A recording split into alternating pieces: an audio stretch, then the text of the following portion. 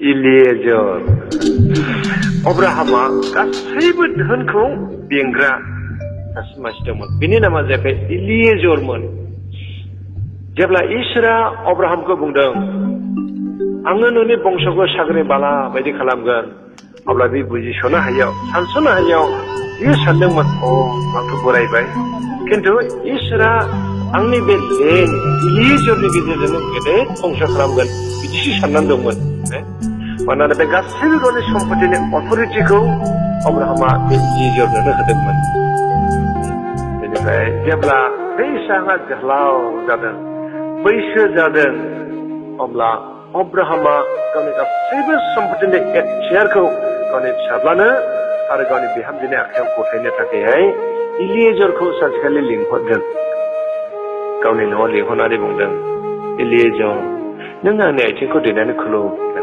जबान थैहोदों नों आंनि आथिंखौ दैनानै खुलुम इलिएजरा थुनजानाय बायदि खुलुमबाय बुंदो गुरु नों मा बुंनो इच्छा दं आंनि गिरि नों बुं मा बुंनो इच्छा दं अब्ला अब्राहामा मोनसे बाथ्रा बुंदों इलिएजर नायदो आंनि बे सासेल' फिसाला इसाहा बे जोहोलाव देरबाय बे बैसो जाबाय बेनिखायनो नोङो अननानै आंनि बे फिसाला इसोरनि थाखाय सासे सिंग्रि नागिरनानै लायनांगौ नाथाय नैबे देशनिफ्राय नङा आंनि थाबोनाय आइ आफानि देशनिफ्रायसो नों नागिरना लायनांगौ बेनिफ्राय नङा आंनि थाबोनाय आइ आफानि देशनिफ्राय नागिरना लायदो होननानै बुंदों अब्ला बे बाथ्राखौ बुंदों अब्ला इलिएजरा जोबोद आखु मोनदों हाबाब आं मा बुंबावनाय आं मा खालामबावनाय गावनि गिरि अब्राहामखौ बुंदों आसा आंनि गिरि आं थांगोन थांनानै जुदि आं सिंग्रिखौ मोनहैबाय आरो बे सिंग्रिया जुदि नोंथांनि रायजोआव फैनो राजि जायाब्ला आं मा खालामनांगौ नोंथांनि फिसालाखौ बे सिंग्रिनि न'आव लांनांगौ नामा अब्ला अब्राहामा बुंदों नङा इलिएजर जुदि बै सिख्ला आंनि न'आव फैनो राजि जायाब्ला नों बे दायनिफ्राय गबाय नों बे दायनिफ्राय गबाय आंनो जेनो बिहामजो नागिरना लायथारनांगौ बे दायनिफ्राय नों गबाय खिन्थु आंनि फिसालाखौ बै सिंग्रिनि न'आव लांनो मोननाय नङा खिन्थु आंनि थाबोनाय आइ आफानि देशनिफ्रायसो लाबोनांगौ बे आंनि देशनिफ्राय नङा अब्ला इलिएजरा जोबोद सिन्था खालामदों आरो बिहामजो नागिरना लायनो थाखाय बे समावहाय अब्राहामा इलिएजरनो 10टा उट गादा साजायनानै होदों समायना रमायना 10टा उट गादा साजायनानै होबाय जेब्ला 10टा उट गादा साजायनानै होदों अब्ला इलिएजरा अब्राहामनि आथिंखौ दैनानै खुलुमनानै ओरैबायदि प्रार्थना खालामदों दानि मोनदे माबायदि गोथौ इलिएजरा प्रार्थना खालामदों बुंनो प्रभु आं थांनायसै आंनि बे गिरिनि अब्राहामनि बिहामजो नागिरनो थाखाय आफा जाय सिख्लाखौ आं बुंगोन आं जोबोद दै गांबाय नोंनि बे दैखौ आं एसे लोंहोदो ना अब्ला बे सिख्ला बुंनांगौ लोंदो आफा नोंल' नङा आरो नोंनि उट गादानोबो लोंहोगोन होननानै बुंनांगौ बे सिख्लानो आंनि गिरि अब्राहामनि बिहामजो जागोन प्रार्थना खालामदों मा सोमोनार गिलु-बालु बाथ्रा बियो खोनाबायनो ओरैबायदि प्रार्थना बिदों प्रभु आं जाय सिख्लाखौ बुंगोन नोंनि बे दैखौ आंनो एसे लोंहोदो आं बिदि बुङोब्ला बे सिख्ला बुंनांगौ गुरु लोंदो नोंल' नङा आङो नोंनि उट गादानोबो दौगोन होननानैहाय बे सिख्ला आंनि उट गादानोबो दै दौनांगौ बेनो आंनि गिरि अब्राहामनि बिहामजो जानांगोन एसे फोथायनाय एसे सोमोनां प्रार्थना बिना थांदों थांबाय बेसेबां गोजानाव थांनानै ओरैबो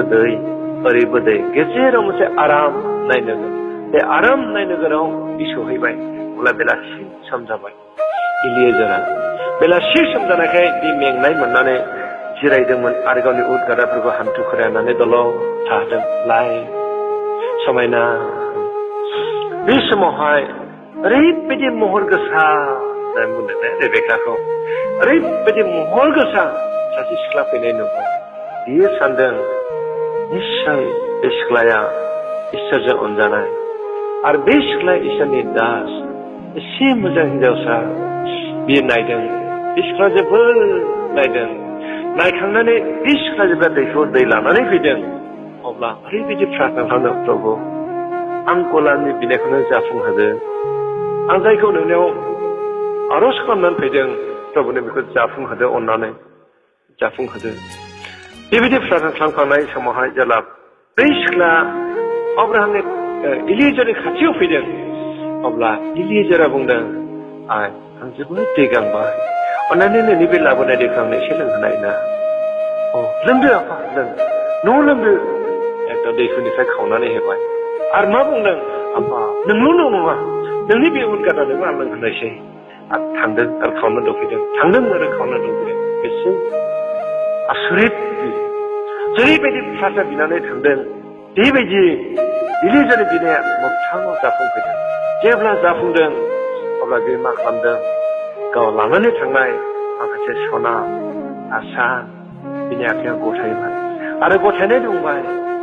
आइ नों सोरनि फिसाजो जाखो नोंसिनि न'आ बबेयाव गासैखौबो सोंनानै लाजोबबाय जोबनाया सोंनो आइ नोंसिनियाव आं थानो थाखाय जायगा मोनगोन नामा आफा मोनगोन नोंनि थाखायल' नङा जोंनि न'आव नोंनि उदगादा जानो हाजारसे दानाबो दङ नों थोदो सिख्ला सिगां थांबाय थांनानै गावनि बिदा बेथुएलनो खिन्थाहैबाय आदा बेबायदि मानसि नायसाय आंनो बेबायदि होदों बे बुंदोंमोन आइ आंनो दै एसे लोंहोगोन ना अब्ला आं दैखौ लोंहोदों आरो आं बुंदों आफा नोंनोल' नङा नोंनि उदगादानोबो आङो लोंहोगोन आङो नोंनि उदगादानोबो लोंहोगोन आं लोंहोदों लोंहोखांनायजों लोगोसे आंनो बे दाम गोसा सनाखौ होदों आरो बि सोंदों जोंनाव थानो जायगा मोनगोन ना मोना आदा बेखौ लिंबोबाय माबा बुंगोन नामा अब्ला गासैबो सिख्ला रेडि खालामजोबबाय बिदा बेथुएला फैनानै लाबोनाय फैबाय इलियेजारा उदगादाफोरखौ लानानै थांदों इसोरनि मानसि बेखानि बिदा इसोरनि मानसि फैदो जों माने दिदे खालामगोन दाना हरसे माने बिनि न'आवहाय उदगादाफ्रा जानो आदार मोनजादों आरो मोना सम जाबाय जेब्ला मोना सम जाबाय अब्ला जानो थाखाय थाम थिम खालामबाय खिन्थु जानायनि सिगाङावहाय इलियेजारा फंसे बाथ्रा बुंबाय बेखानि बिदाजों रायज्लायबाय लाबोनजोंहाय बेथुएलजों मा खालामनाय आङो आंनि फैनायनि थांखिनि उत्तरखौ मोनागौमानि आं बे जाग्रा जिनिसखौ आखाय होनो हानाय नङा अब्ला बुंदो इसोरनि मानसि नोंहा मा बुंनांगौ दङ नाय आंनि गिरि अब्राहाम बे गोबां धोनजों उसिफबनाय मानसि गोबां धोन दौलतजों उसिफबनाय मानसि बिहा सासेल' बिसा हौवा दं जायनि नामा इसहाक दा सम जानायजों लोगोसे आंनि गिरि अब्राहामा आंखौ बुंदों गावनि फिसाज्लानो बिहामजो नागिरना लांनो थाखाय आरो बियो आंखौ ओरैबायदि बिथोन होदों बे जायगानिफ्राय नङा आंनि थाबोनाय आइ आफानि देशनिफ्रायसो होननानै दा जायनि थाखाय आं बे देशआव फैनानै नागिरफैनो गोनां जादों आरो आं फैनायनि सिगां आङो ओरैबायदि प्रार्थना खालामदों प्रभु आङो जाय सिख्लाखौ बुंगोन आइ नोंनि दै आंनो एसे लोंहोदों अब्ला बे सिख्ला बुंगोन नोंल' नङा आफा आं नोंनि उदगादानोबो लोंहोगोन बे सिख्लानो आंनि गिरि अब्राहामनि बिहामजो जागोन होननानै मा खालामनाय आं फैनाय जेब्ला आराम नोगोराव हाबफैदों आं मेंनायखाय जिरायदोंमोन आरो आंनि उदगादाबो जिरायनानै दंमोन आङो बुंदों इसोरनो प्रार्थना खालामनो प्रभु नों आंनो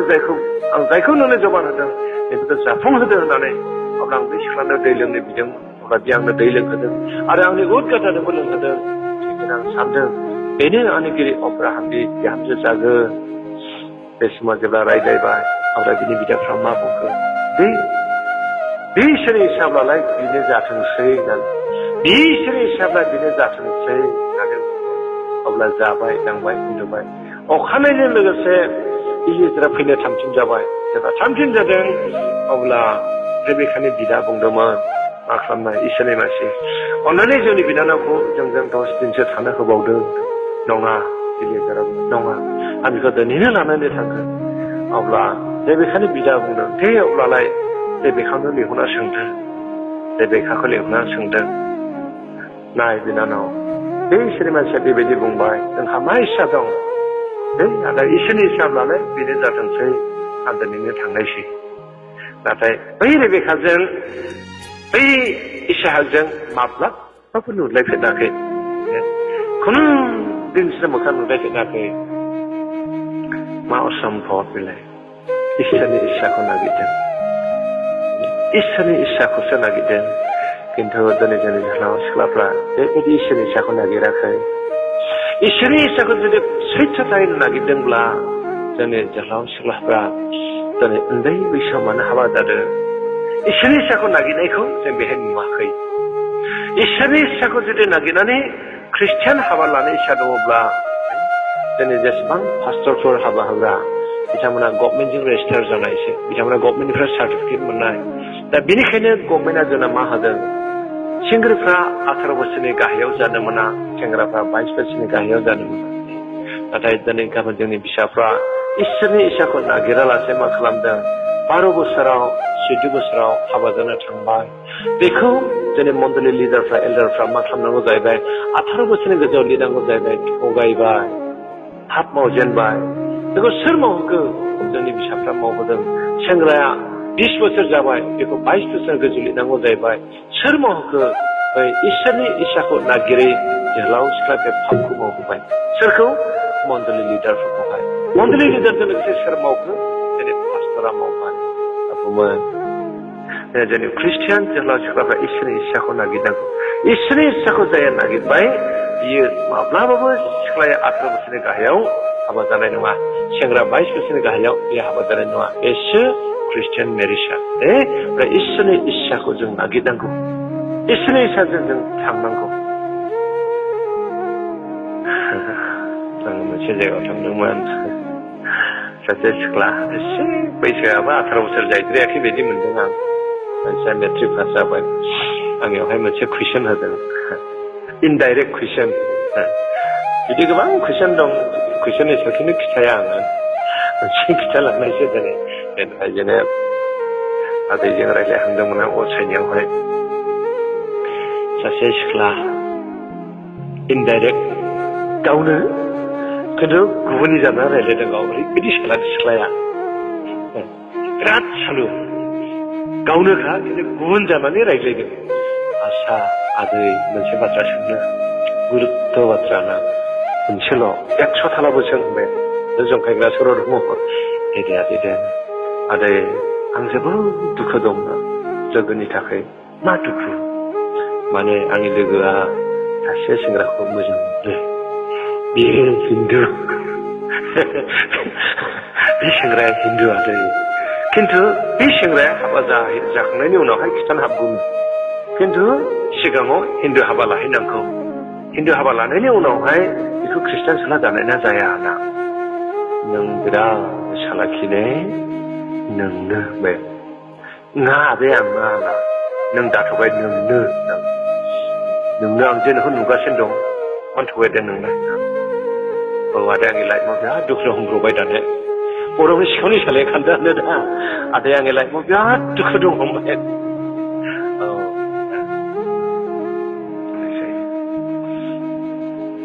रेबेका बुंदों दे आदा इसोरनि इच्छानो बेनोब्लालाय जाथोंसै एखेबारे रंजानाय गोसोजों रेबेकानि बिदा रेबेका साजिबाय सि जोम साजिनानै उदगादायाव थिखांबाय फैबाय रंजा बाजा समायना बे समावहाय बेलासि सम जाबायमोन एसे आंहा गावनि न'नि लांगोनाथिं बायरायाव बेरायनो होननानै ओंखारबोदों जेब्ला ओंखारबोदों ओरैबायदि मोजां बे इसाहाकनि महरा रेबेका गोजाननिफ्राय नुहुरदों जेब्ला गोजाननिफ्राय नुहुरदों अब्ला इलिजारखौ बुंदों गिरि बै जोंनिथिं मोखां जानानै फैनाय सेंग्रा सोर जाखो बाइबेलाव बिदि लिरनायदोंमोन अब्ला इलिजारा मा बुंदों औ बेनो आंनि गिरि अब्राहामनि फिसाला इसाहाकआ नोंनि जानो गोनां फिसाया बेनो जेब्ला बे बाथ्राखौ बुंदों समायना गावनि फास्राखौ गुफुर खर' खाख्लुमनानै इसाहाकनिथिं फैनानै इसाहाकनि आथिङाव देनानै बे खुलुमफैदों इसोरनि इच्छाजों हाबा जानाय जोंनि फिसाफोरनि दिनै जोंनि फिसाफ्रा गोबां हाबो गावसोरबो गाव गावनि जिबनखौ नस्थ' खालामदों मानो उन्दै बैसोआव हाबा जानानै उन्दै बैसोआवनि मानसिनि हेमग्ल'बिन मानसिनि व्हाइट ब्लाड सेल मानसिनि रेड ब्लाड सेल बियो नोंनि गोरबोआव जोनोम जानाय फिसानो साफिसियेन्ट नङा बियो जथेस्थ' नङा मानोना बिमानि गोरबोआव जोनोम जानाय समाव बे बिसानायाव थैया गासैबो बिमानि थैयासो हाबगोन आरबिसि WBC हेमग्ल'बिन ESR गासैबो बिना हाबजोबगोन बेजोंसो नोंनि फिसा बोलोग्रा जागोन खिन्थु नों 15 बोसोर 16 बोसोराव हाबा जायोब्ला 15-16 बोसोराव सासे हिनजावसानियाव जेसेबांनाखि सक्ति थानांगौ बे सक्तिया गैजोबैखाय नोंनि गोरबोआव जोनोम जानाय फिसाबो उइक जानानै फैगोन बेबायदि गोबां दिनै जोंनि मन्दिरफ्राव जोंनि फिसाफ्रा पाप मावबोगासिनो दं सोरखौ मावहोदों मन्दिरनि लिडारफोरखौ पास्टरफोरखौहाय बेनिखायनो आङो खावलायदों फिसाफोर दे गोबां सेंग्रा सिख्लाफोर फैनायखाय नोंसोरो गोसोखां दिनैहाय गोसोखां माबायदि पाप मावदों जुदि इसोरनि इच्छाखौ जाफुंहोनो नाजानाय इसोरनि जिउजों सुफुंजानाय आइजोब्ला सिख्लाब्ला जोहोलावब्ला बिसोरो माब्लाबाबो बे 18 बोसोर 22 बोसोरनि गाहायाव हाबा जानाय नङा आरो इसोरनि इच्छाखौ नागिरगोन बे इसोरनि इच्छाखौ नागिरगोन इसोरनि इच्छा बायदि थांगोन बेनिखायनो आं खावलायदों दे दिनै जोंनि गेजेराव गोबां बेबायदि जाबाय आंनि गामि खाथियावहाय 11 बोसोरनि सासे हिनजावसा हाबा जानानै थांबाय मा जागोन बिसोरनि जिबना माबायदि जागोन माबायदि जागोन माखासे बाथ्राफोरखौ बुङोब्ला आं दुखु मोनखाङो राग जोंनानै बुंनो गोसो जायो जोंनि फिसाफोरखौ ओरैबायदि नुबाय दा बे हाबा जानो समायथावथ' नङामोन गावनि बानाय फिसाखौ नुयोब्ला गावनि बिनानाव बायदि सानो बेबायदि अबस्थानि जों न'खरावहाय जोंनि समाजावहाय बेनिखायनो फिसाफोर आङो खावलायदों अननानैहाय नोंसोर दिनै इसोरखौ मिथिबाय इसोरनि जिउजों सुफुंजाबाय इसोरनि फारसे आवगायबोबाय बेनिखायनो जोंनि हाबायाबो इसोरनि इच्छा बायदिसो जानांगौ गावनि बायदि नङा इसोरनि इच्छा बायदि जानांगौ इसोरनि इच्छा बायदि जानांगौ जों जेन दिनैनिफ्राय जोंनि मण्डलि लिडारफोरखौ पाप मावहोआ जायफ्रा जानानै थांबाय हयथ' मिथि सथियाव जानो थांबाय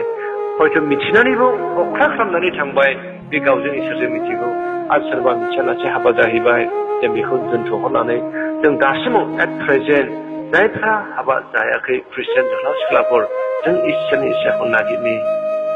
जों इसोरनि इच्छाखौ नागिरनि जों इसोरजों रादायखानि जों इसोरजों रादायखानि ओमफ्राय मोनसे खस्थ' जाहैबाय आङो नुबाय गोबां जोहोलाव सिख्लाफोरनि जिबनावहाय दिनै हिन्दुफोरजों हाबा जाहैयोनो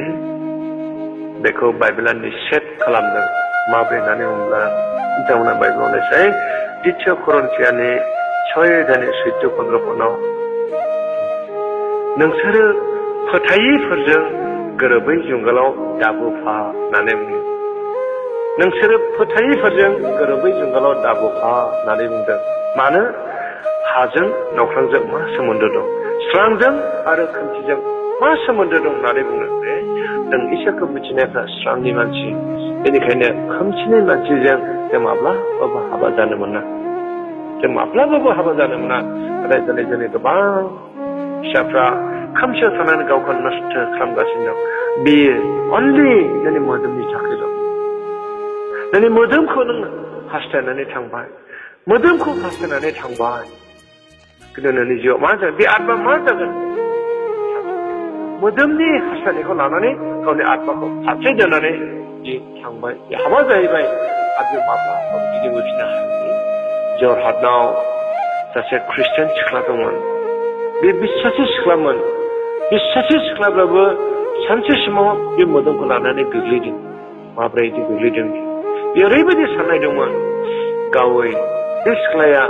BA पास फरायनाय जानायनिमोन ओमफ्राय बेयो सासे प्रफेसारजों हाबा जादों बे प्रफेसारा इसोरखौ मिथि हिन्दुमोन बेनि बिमा बिफा बुंदों हाबा फिसा नों इसोरखौ मोननानै इसोरखौ मिथिनानै मानो बेजों हाबा जानांगौ जाखो बे इसोरखौ मिथियै मानसि नों मानो बेबायदि सानखो हाबा फिसाखौ माबोरै जानो हागौ नाथाय सिख्लाया सानदों गोसोजों थांखि दंमोन बिहा आङो बे सेंग्राखौ हाबा खालामगोन हाबा खालामनायनि उनाव आं बेखौ इसोरखौ नाजावहोगोन इसोरखौ नाजावहोथारगोन आं बे मोनसे गिदिर साननाय दंमोन नाथाय जेब्ला हाबा जाहैबाय हाबा जानायजों लोगोसे बे आवाथियाव गिदिंग्रोबाय इसोरखौ जालदा दोननानै हैनाय मा मुलाम्फा फैगोन मा लाब जाखो नों इसोरखौ मिथिबाय इसोरखौ मिथिबायब्ला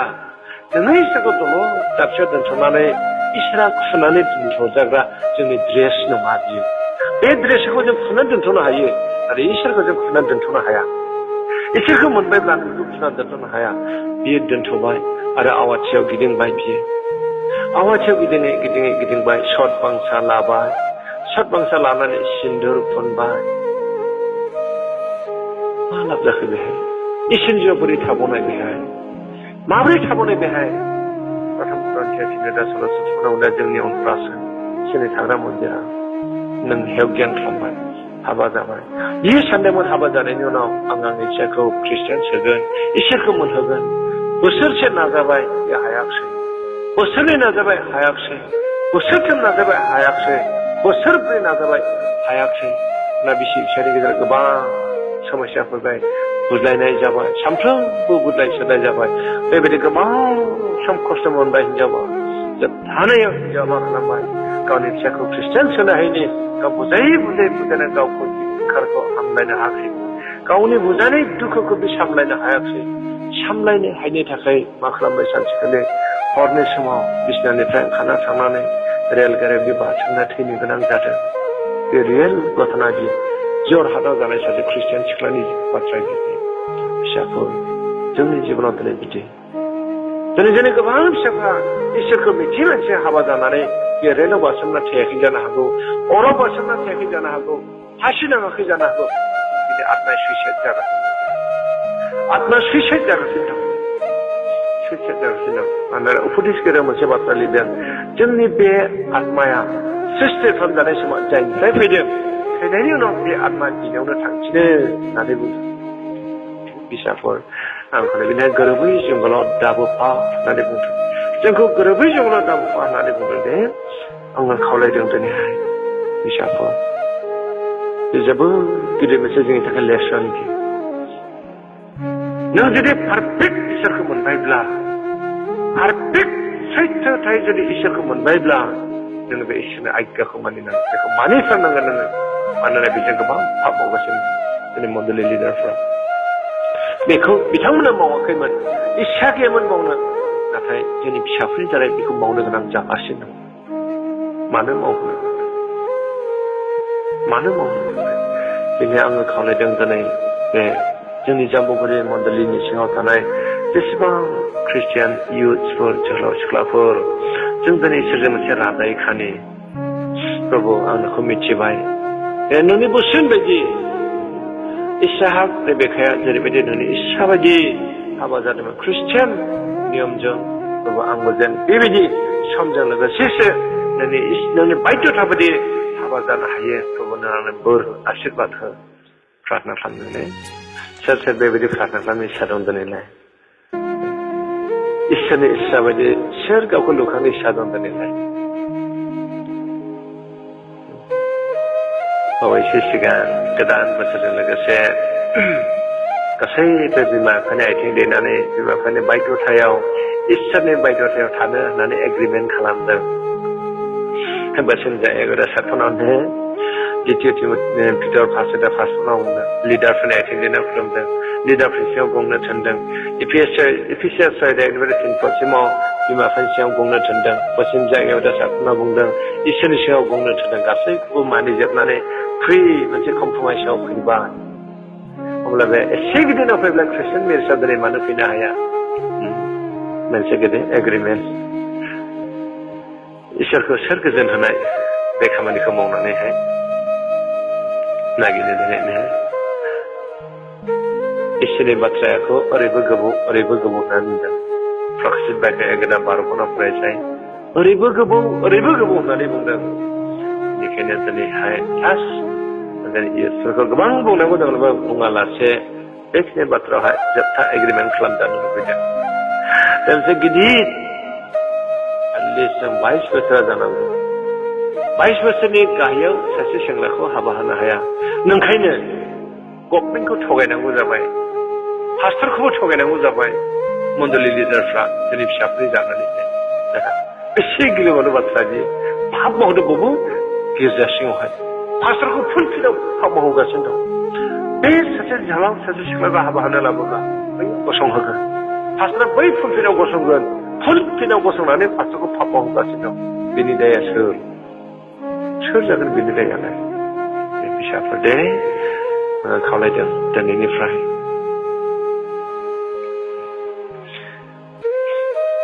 आङो मोनसे मण्डलियावहाय थांदोंमोन दिनै थुक्राझार मिसन सेरावहाय बिराद गोबां जोहोलाव सिख्लाफोर दङ ओमफ्राय बे दिनाव गैयालाबो 3000सो मानसि ज' जादों 3000सो मानसि ज' जाना जोंहा सिख्लाफोरा गासै सिगाङाव जिरायजोबदों दे फिसाफोर दिनैनिफ्राय सोर गावनि जानो गोनां आइजोनि थाखाय प्रार्थना खालामगोन मानोना आदमनि खामि हाराखौ हारनानैसो हौवाखौ दादों ओमफ्राय इसोर हौवाखौ लाबोनानै होफैदों आदम बेनो नोंनि मोदोमनि मोदोम बेनो नोंनि बेगेंनि बेगें नों गावखौ जेरैबायदि अनो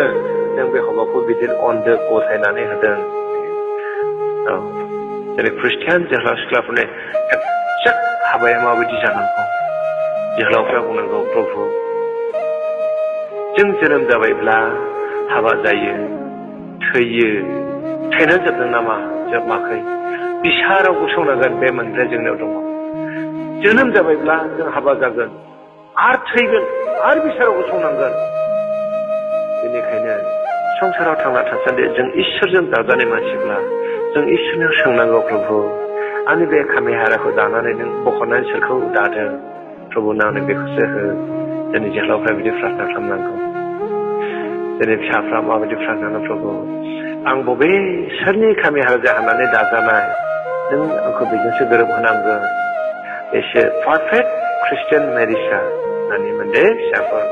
खिन्थु दिनै जोंनि फिसाफ्रा बे इसोरनि इस्साखौ नागिरा लासे बेखौ सोङा लासे मा होननानै बुङो गोदाव सोराव जेखौनो इस्सा जेखौनो मोजां नुयो जेखौनो हामजायो बेखौनो मावलांगासिनो दं जायनि थाखाय जोंनि फिसाफ्रा आत्मबिसायाव थैलांगासिनो दं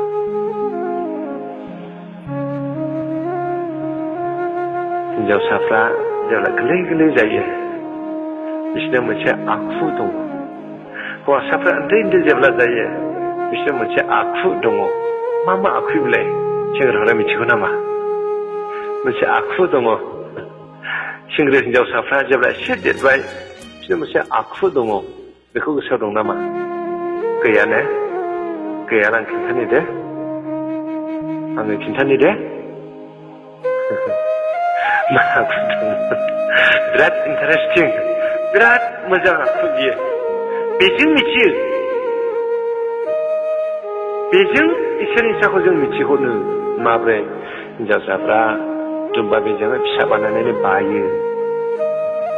नंगौ नाङा अन्थाइ गोलाव फिसा बानायनानै बायो माइ सौलायथियो बेजों हाबानि इस्साखौ नुहुरदोंना नुहुराखै इयुन जेनेरेसन गावसोराव जागोन बेखौ नुहुरदोंना नुहुराखै हौवासाफ्रा मा खालामो नांगोल बानायनानै हालियावो नंगौ ना बिदि आखु दंना गैया दङ जोनोमजों लोगोसे बे गियाना जोंनाव फैबाय इसोरा हरबाय बेखौहाय मानोना जोनोम जाबायब्ला हाबा जानांगौखाय थैनांगौखाय बिसाराव थानांगौ बेखौ हरबाय बेजों जोङो जों फिसाफोरनि इस्साखौ नुयो हयथ' जोंबो बिदिमोन गोरलैयावहाय जों गावखौ नुना लायाखै खिन्थु आं हले मोनदाङो बिराद इन्टारेस्टिं मोनसे खिन्थानाया दे गामिनि बारा जों गामियावहाय बांसिन जाम्बा गोजामोन सेंग्राफ्रा सिख्लाफ्रा नंगौ ओरैबायदि जोहोलाव सिख्लाफोर दंमोन जोंनिजों बुंना फोजोबनो हाया जों गामिया गेलेला सिख्लाफोरजों सेंग्राफोरजों गेलेयोमोन गोरलैयावहाय आं गासिबो आन्दाज दंजोबोमोन आंखौहाय सासे सेंग्राजों जेब्लायबो हाबा होयो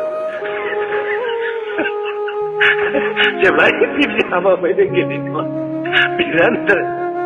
उनावहाय बिदि हाबा होना गाबग्रा जाबाय आङो सेंग्रायाबो गाबो आंबो गाबो बिदि जालांदों मा इस्सा बियो होननानै मोनदे गोरलैयावहाय अन्थाइ गोलाव फिसा बानायनानै बायो बेयो मोनसे इस्साखौ नुहोनो इस्साखौ बुजायदोंना दै सोरलाय दिनैनिफ्राय इसोरनि इस्साखौ नागिरनाय इसोरनि इस्साखौ नागिरनांगौ इसोरनि इस्साखौ नागिरनाय जेब्ला सिख्लाफ्रा उन्दै बैसोआव हाबा जायो आरो पाप दङ बेजोंहाय गोबां दं हरनै हरथामसोल' जादों आङो मंगलबाराव थांबाय बेंगलाव मंगलबार मोनानो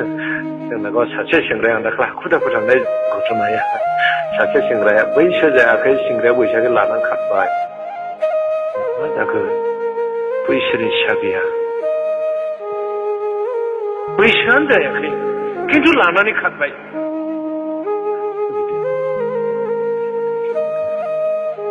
दा लाबोबाय नागिरना लायबाय नागिरना लायनानै दिनै एग्रिमेन्ट जाबाय आरो 2013 हाबा होगोन माबायदि 2013आवबो बिसिनि बोसोरा 18 बोसोर 22 बोसोर जाया बेखौ सोर फाप मावहोखो बे सेंग्रा सिख्लानि आंनि गामियाव जादों दिनैहाय एग्रिमेन्ट मैया मोनावबो दहाय सिखारना सम फन बुगासिनो नांगौलाय थाब फैदोलै थाब फैदो थाबै थादों अननानै मा खालामनो फंबाय मैया मबाइलजों आंखौ आसा दाखालामथ'सै अननानै इदि खालामदो इदि खालामदो ओरैबो फन मोननाय रायज्लायजोबनानैहाय दिनै समाधान खिन्थु खालमासिबो 22 बोसोर जाया 18 बोसोर जाया बे इसोरनि फिसाखौ दिनै सोर नागिरनाय सोर जोहोलाव सिख्लाफ्रा खायसेथ' जोहोलावफ्रा 22 बोसोर जाबाय बहाय बिसोर उपजुक्त 22 बोसोर जाबायना बे उपजुक्तसै गभर्नमेन्टआबो दाय हमनो हालाय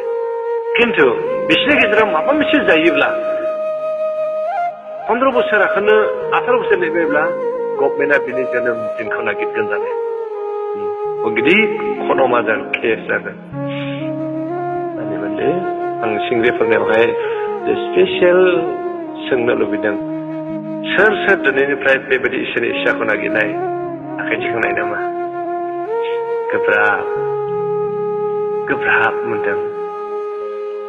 बिमा बिफाफोरावबो माखासे दस दङ माबायदि बे दसखौ आं मेगनजों नुगासिनो आरो बिमा बिफानियावहाय सोरबा धनि सेंग्रा नागिरब्ला उनाव बायदि खाफाल गेवनाय ना गेवा थांगा सानसे गाव रायजो जाहैनाय गाव देला रोंनाय राव हरनाय बिदिना बिदि दंना गैया जोंनि बिमाफ्रा बिफाफ्रा दङ देनां गाव देनाय गाव रोंनाय बियो गाव देला गाव बुजिनाय बियो दा हाबा जागोनानै बयबो बिदिनो जाखायो हाबा जानायनि उनाव गावसोर हौवानिजों बुजिलायलांनाय बियो हरबाय बिमाफोरनि बहुद दाय दङ धोनखौ नायनानै हरनो धोनखौ नायनानै दे आङो मोनसे मन्दिराव थांदोंमोन बहाय फैथारनायसै समबार फुं फैनायनि प्रार्थना खालामनायसै सासे सिख्ला हाबनानै सोंदों आंजों रायज्लायदों आदै आं माबा रायज्लायगौमोन एसे गाहाय अनथावथावनो मोखां दुलुलुद मोजांथार हिनजावसाया माथो रायज्लायनाय आदै सिङाव हाबबाय आदै मानसि गोनाङाव आं रायज्लाया होनना होमब्लालाय एसे सुक्रुबार फालुनि फोजोब थांबाय आं